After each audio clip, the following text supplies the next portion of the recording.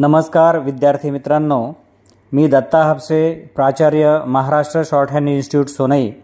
शासनाच्या विविध परीक्षांसाठी आपले लघुलेखनातील कौशल्य वाढावे यासाठी हा प्रामाणिक एक प्रयत्न करत आहे. Yes ready. मराठी लघुलेखन 80 शब्द प्रति मिनिट. स्टार्ट. महोदय. परिच्छेद. आपण तंत्रज्ञानाच्या युगामध्ये जगत आहोत.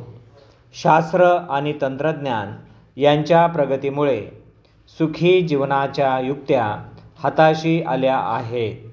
हजारो तंत्रज्ञांच्या बुद्धिमत्तेमुळेच आणि परिश्रमामुळेच हे शक्य झाले आहे.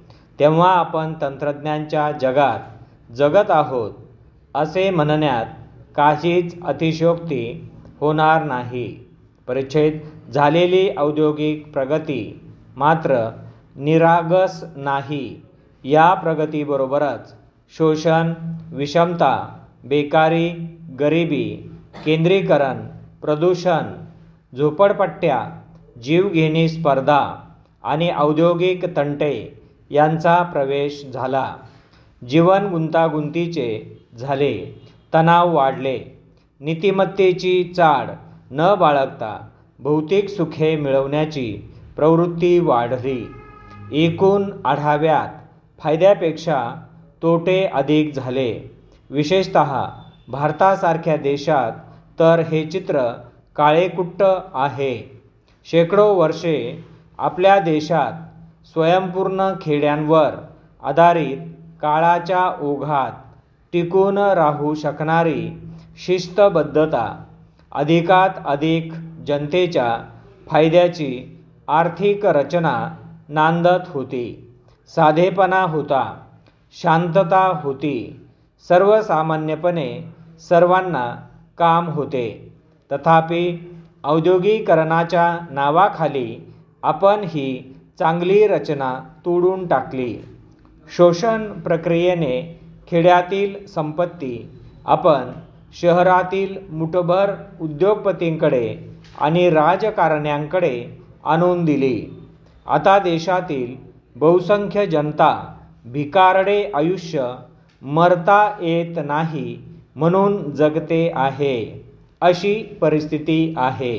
परिच्छेद. आपल्या देशातील बहुसंख्य जनता खेड्यात राहत आहे.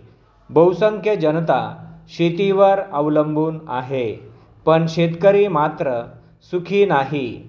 शेतीचे भाव वाढवून दिल्यामुळे त्यांचा प्रश्न सुटणार नाही.